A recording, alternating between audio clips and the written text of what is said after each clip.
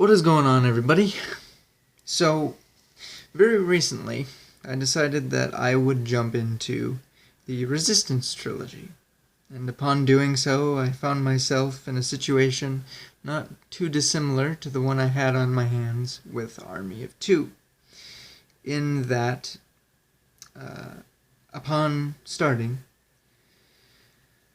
I had every intention of ranking these games, but as things progressed and more unfolded, I uncovered what I feel is a far bigger issue, and one that is more worthy of discussion, I guess. So, here we are.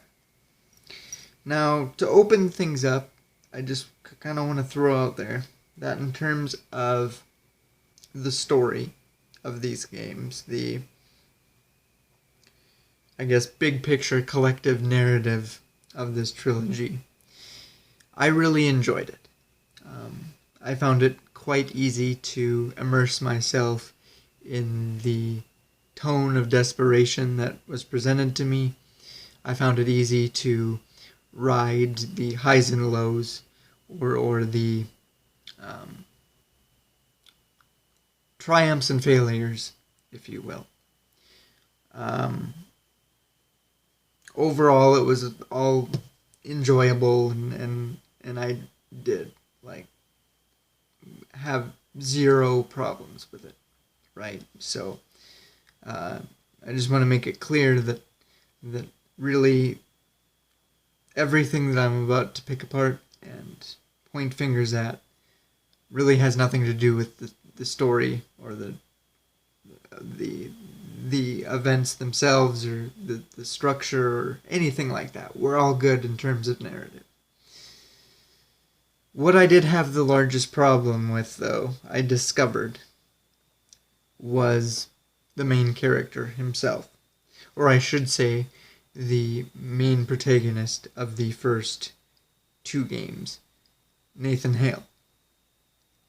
Now, in terms of the first game, didn't really have too much of an issue with him here. I think some of the attributing factors to that are, for one, he is presented essentially as a silent protagonist, or very near to one.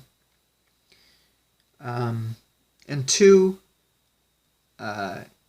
his sort of journey throughout this first chapter is told from the perspective of someone else, an outside person. And this game is probably what I would consider his biggest triumph as a character. You know, it's a very basic introduction to this world and everything going wrong in it, where it's like, this is, you know, the very bad situation that humankind has found themselves in. We introduce a character, bring him in. He is able to jump in there, push the Chimeran invasion back, and ultimately save Britain as a whole from certain and total annihilation. Which, like I said, he triumphs, he succeeds, hip hip hooray, huzzah, whatever. Everybody seemingly goes home happy. So, not a lot of issues there. But then we get to the second game, and similarly to Army of Two, this is where a lot of my issues with him as a character start to crop up, or I guess at the very least start to become more apparent and more aggressive. Story-wise, in doing everything that he did in Britain, as far as they are concerned, Nathan was killed in action. He's gone. Bye-bye. See you later. When in actuality, he has survived and has been recruited, or perhaps it's more accurate to say picked up and kind of thrown into fighting the Chimera in America. And, I'm not really sure if his actions benefited Britain long term. Which is to say, I don't really know if everything he did impacted the Chimeran invasion so hard that they just kind of uprooted themselves and went full force into America and left Britain completely alone to rebuild and stuff, or if this invasion has just multiple fronts globally all at the same time and they were going to head to America anyway. I'm not really sure which the case is, because to my knowledge we don't really get any sort of update or follow up to the state of Britain as a whole. I'm choosing to believe, based on what little they give us at the end of the first game, that everything's okay now. Britain's not really a concern, but that's probably here nor there. But as far as Nathan himself is concerned, this is the point where he gets more of a voice. He is definitely at the forefront more of what's going on. And we see him, we see the overall events in the overall world through his eyes. It's no longer secondhand. Everything we experience is through him. Now, the problem that I found with that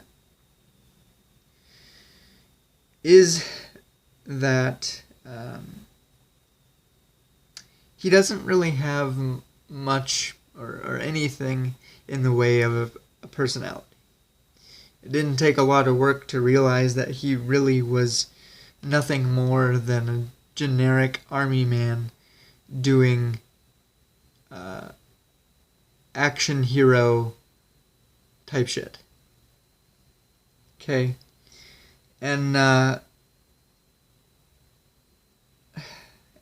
there doesn't seem to be a lot of humanity to him. He just kind of feels like an empty shell of a protagonist that was just filling a role of being this hero that single-handedly saved Britain, more or less. He definitely didn't do it single-handedly, but because you are the protagonist, as always in a first-person shooter, you're doing most of the work. So he single-handedly goes in, fights Chimera in Britain, saves the day, and that's pretty much it.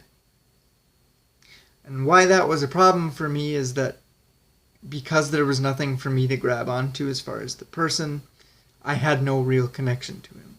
There was no reason for me to feel like I should care about anything he was doing. And I certainly had no emotional interest or investment in the things that he was going through as a man. On top of that, to me, in my eyes, it started to feel as though his heroic actions didn't really seem all that heroic. They seemed to be very grounded in insubordination and arrogance, I think would be the most accurate word. And the biggest example that I can think of this, and the biggest demonstration, is, okay, up to this point, Nathan is pretty well infected with the virus. And the way that he has to combat this is to receive treatments after every few hours or whatever. he gets a shot in the arm, keeps the infection at bay, and he's allowed to, keep his faculties and remain himself for a little bit longer at a time. And there is a period in the campaign where he is faced with the decision of going back and getting those treatments because he's a little bit overdue and he's gonna need them. Or you can just continue on the campaign trail, the warpath, continually sticking it to the Chimera forces and I guess the overall antagonist of the second game, which of course he chooses the latter. Now, initially I was like, okay, they're doing the kind of typical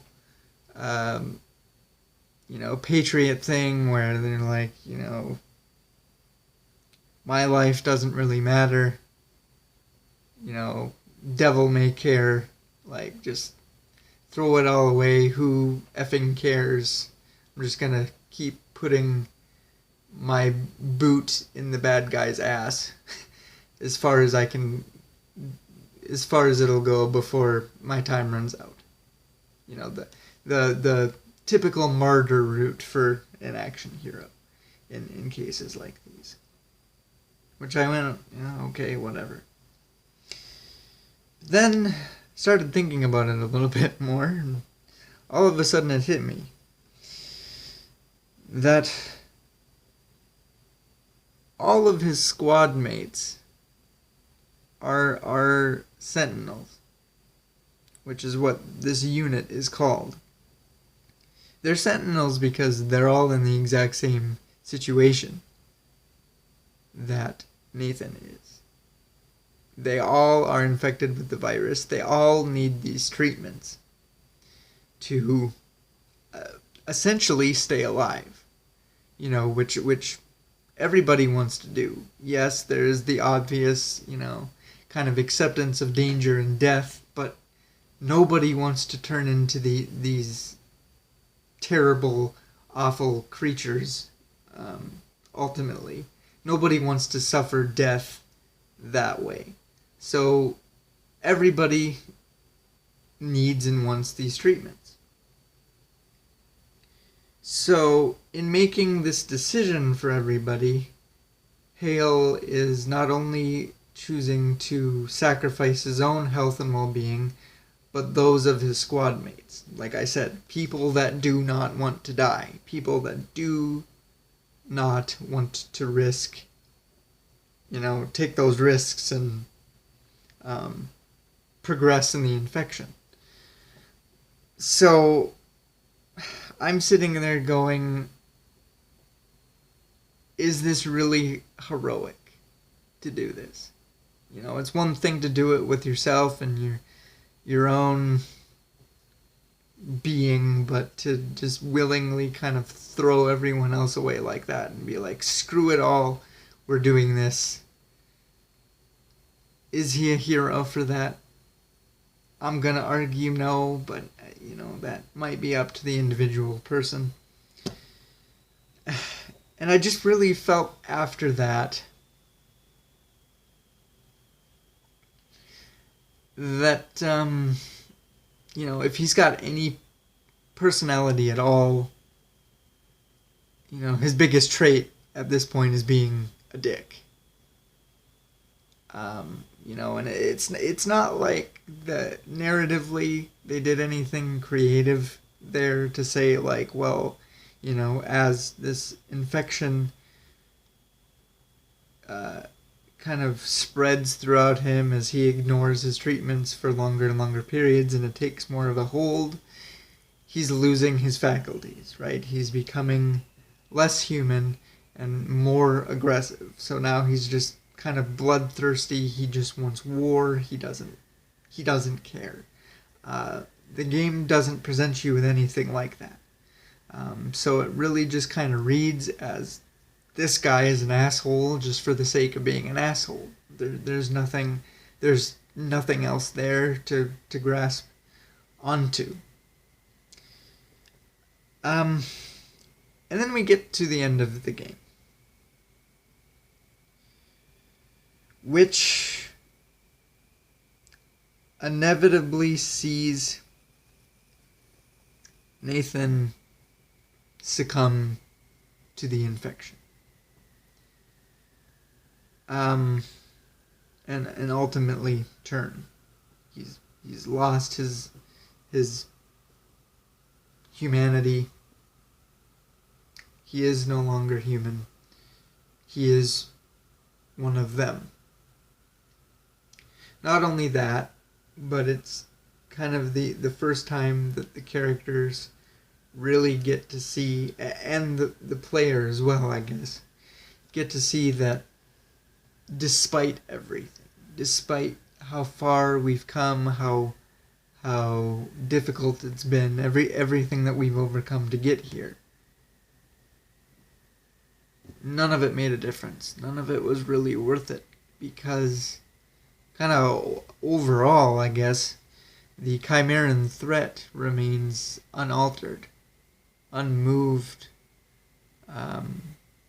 indifferent, if not worse now. So in the grand scheme of things, it was all for nothing. And obviously this is supposed to be this huge emotional moment. It's the end of the game. It's a pivotal spot in the story where we are losing this main character. You realize that, we've done stupid things, we've made a lot of sacrifices, we've lost a lot of good men, and ultimately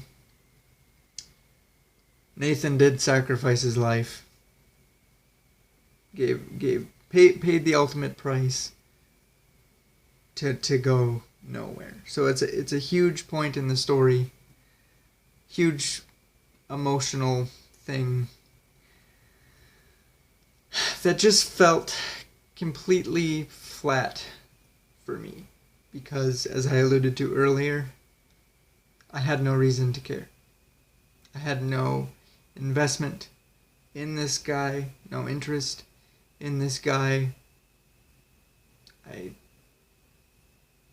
had no feeling whatsoever about him turning, about losing him, really anything to do with him. And interestingly enough, however, I think the emotions and all the feelings and everything, the overall read of the situation that I was supposed to get from the main protagonist, from Hale, I got from Joseph Capelli, who is his companion.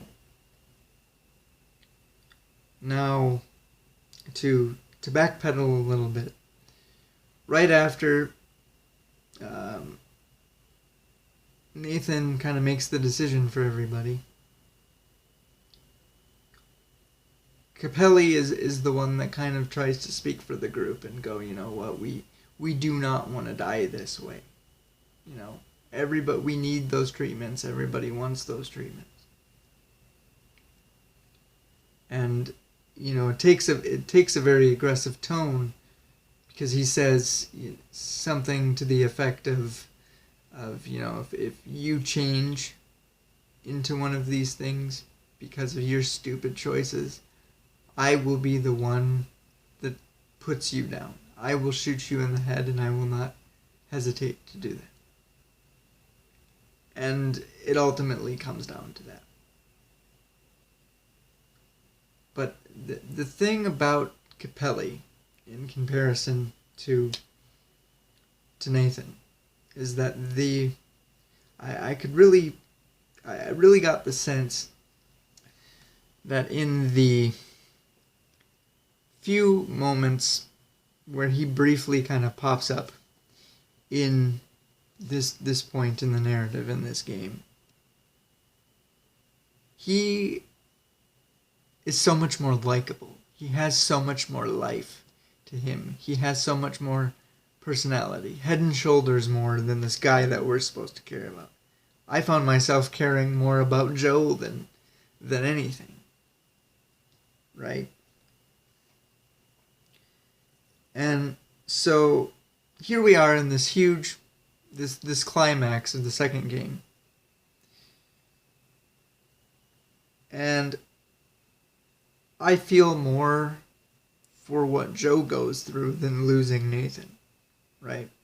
And I didn't really think about it, didn't really process it all until after the fact. But you have, first of all, you have the emotion of Joe is the one that ultimately had to live up to his word and shoot his commanding officer. Joe is the one who had to see that all of their sacrifices and all their risks really didn't amount to anything. And perhaps more profoundly, as he's looking down the barrel of his gun at Nathan, or what's left of him, he is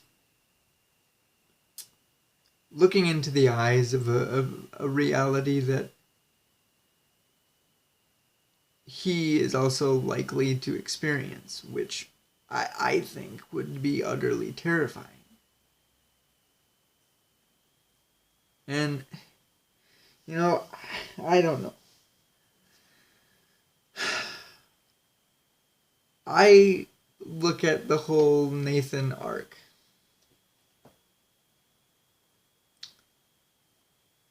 and for my money, it just seemed so easily fixable, right? I think I thought of like 2 cutscenes, little changes that would just add so much depth to a character like Nathan. And we don't need much because at the end of the day, he is that heroic protagonist of a third-person shooter, first-person shooter, sorry. You know, we don't need an entire, lore dump into the background of what makes this guy tick. You know, like, I did a little bit of reading into the background of the Sentinels and kind of what happens to Nathan before the game starts. And some of this could be in the game, but I didn't do a very good job of collecting intel and other collectibles and reading.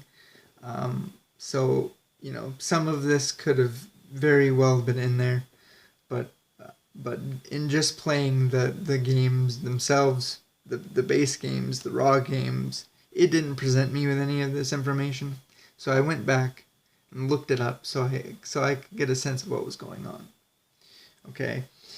Essentially, when the Chimeran virus got very bad, they decided it would be best to fight fire with fire. And they went, what would happen if we mixed Chimeran DNA with human DNA and essentially made Chimeran super soldiers?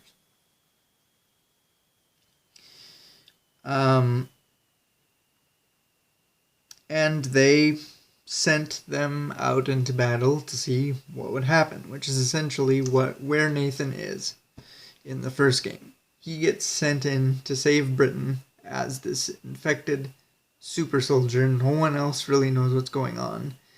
Not even he knows what's going on, because they actually started this program in the way that they convinced the guys to do it was that it was, they promised a vaccine for a new flu or something like that. So they lied. They didn't even tell these men what they were signing up for.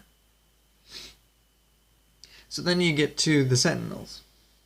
And basically, this is Black Ops type stuff, right? They're excommunicated from their family. They leave their old life behind.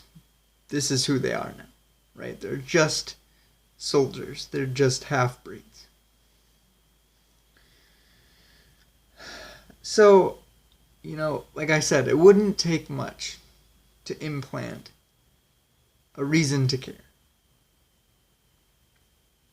All we need is one cutscene at the beginning of the first game where he's looking at, I don't know, a tattered picture of his girlfriend or something. It doesn't even have to be a girl. It could be his childhood home, his parents, anything to where we can connect to him as a person and say that's what he's fighting for, that's what he's fighting to get back to. Because at this point, it's my impression that he doesn't really know what's going on inside of him.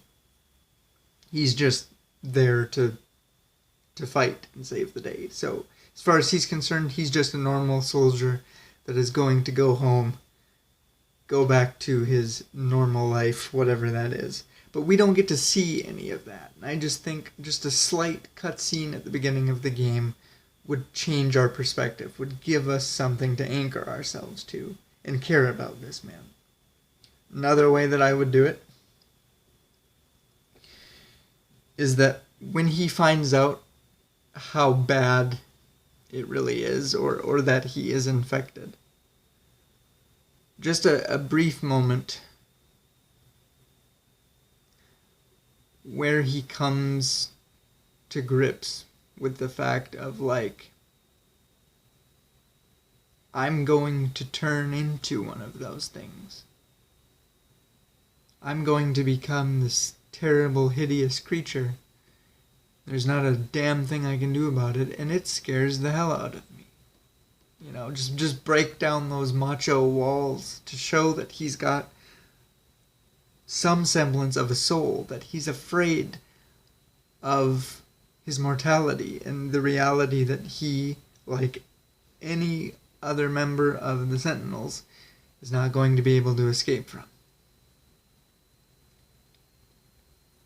And then you can change the tone and the dynamic of the interaction where Joe threatens to shoot him in the head.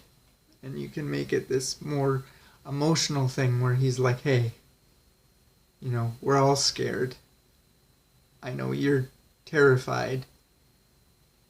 But I'm not going to let you change. And I promise that I'm not going to let you. I will end it for you before it gets to that point. Just like they do in zombie movies. It's the same idea, but you get a little bit of emotion, of raw emotion there. You get a little bit of camaraderie to where it's not just Nathan being that asshole. It's not just Joe standing up for the group, threatening him. You get something more there, so when you get to the end of the second game, you feel something. You realize that how scared Nathan was to inevitably have things end the way they did. He became his worst fear. He became the thing that he didn't want to, ultimately. And Joe's the one to live up to his promise. Speaking of Joe, he, of course, Nathan, is gone by the third game. And the difference between Nathan and Joe as protagonist is virtually night and day. Everything that I wanted,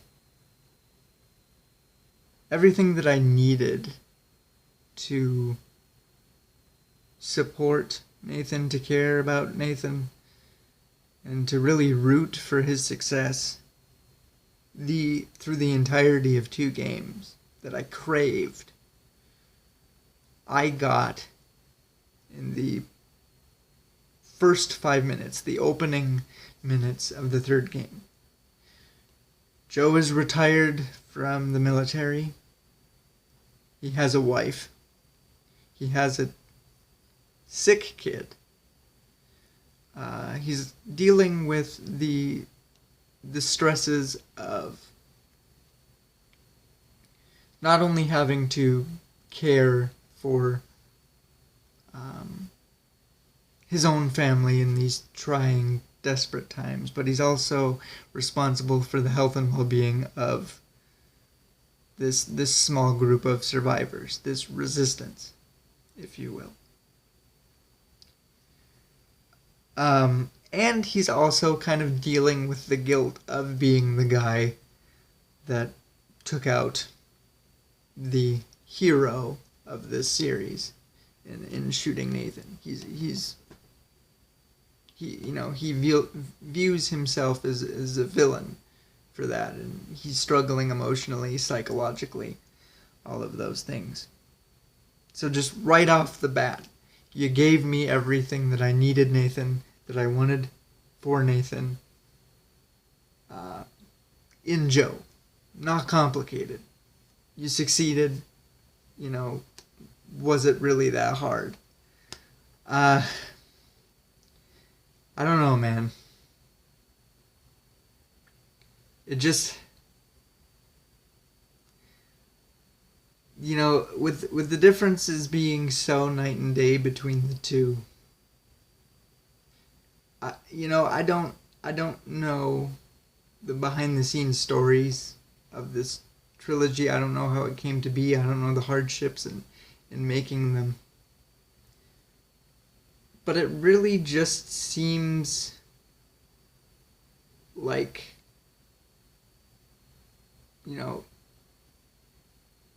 in my headcanon, I would much rather believe than that, maybe they either didn't know the direction that the trilogy was going to take until they got there, which happens sometimes, or maybe some, creative people changed, writers changed, just because it is so night and day the difference in protagonists. It's like there's so much more life, there's so much more soul in Joel that they just neglected, almost blatantly neglected to give Hale. And the reason why I'm scared of it being all intentional is the way that it the way that the third game, the finale, chooses to handle kind of everything that happened before. It blatantly kind of says that everything that happened between the second and third game is Nathan's fault. When I said it really felt like nothing he did made a difference. And he fell short. It's because he did. And what he was able to do actually progressively made everything worse for everything else, for everybody else. So the game actually insinuates that he's not really much of a hero at all. The game itself. Which I find so interesting. Like the one thing that they say that he does successfully is they use Hale's blood after his death to come up with a vaccine so no one else turns out to be like him, and he's the hero for that. And that's the one thing that he manages to do other than save Britain, I guess. But I find it interesting because I'm not real sure. I don't see a lot of value in shitting on your main character, in tearing him apart like that, and making him inconsequential to the trilogy. You can say, it's completely fine if you want to, do the red herring thing where it's like, guess what? This main protagonist isn't actually the true protagonist. It was actually Joe the entire time, because Joe is the one that actually saves the day. Joe is the one that's more fleshed out as a character. Joe is the one that actually makes a difference for people and actually helps other groups of survivors along the way throughout his journey. Joe is the one that actually makes that sort of a difference. You know, that's okay. That's fine storytelling. I don't have a problem with that. I don't have a problem with Nathan going through the things that he goes through only to end up failing. You know, he doesn't need to succeed. It doesn't, his story or his side of it isn't required to have a happy ending. I don't need that. But you can tell that story without basically pushing or just kind of implanting the idea subtly that, like, Nathan just kind of made everything worse. Didn't really ever save the day, didn't really ever matter. Apart from, you know, the greatest achievement that this guy had was dying and giving us the vaccine. I don't see, you can have both. You can let Nathan be a decent human being, be a character that we can get emotionally invested in, we can care about, we can feel something for when he reaches his end, you know, that can have a lot of gravity behind it. And then you can give us Joe. You can give us who ends up to be the true hero. This isn't the first narrative to do that sort of thing. It's happened before, where we're looking over the shoulder of one person only to have them be killed tragically before their time, maybe, and then somebody new rises up to take us home. It's not anything new. So I don't really know what I think about that. Like I said, I'm choosing, even though the game kind of hints at it being kind of deliberate, I'm choosing to go with the state of mind in my head that says maybe they just didn't know where they were going, or maybe something creatively had changed. Maybe the writing changed to give us a more grounded, more human character. Because, like I said, I can't necessarily get behind or see very much value in just kind of openly shitting on your main character just to make this new protagonist look extra good, which he was. Like I said, I cared, I was interested, I got everything I needed from Nathan from Joe, and ultimately, you know, I was rooting for him the whole time, hoping that he succeeded and made it back to his wife and kid. And, you know, so I felt very fulfilled in that situation. But I don't know.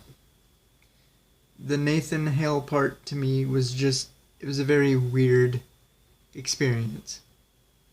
And like I said, that I think the difference between Nathan Hale in the first game and kind of how they wrap things up with Joe and his character in the conclusion of Resistance 3 is just, it's leaps and bounds in a different direction, and I don't know. But let me know what you guys think. I know this video ran a little bit long as I'm continuing to ramble, but I'd love to know how you feel about this whole thing with Nathan as a main character, and how the story and the games kind of handle his transition into Joe as the protagonist, and kind of all of the emotions or lack thereof. I'd love to know your opinions. But until next time, guys, I'm going to wrap this video up, and we'll see you next time.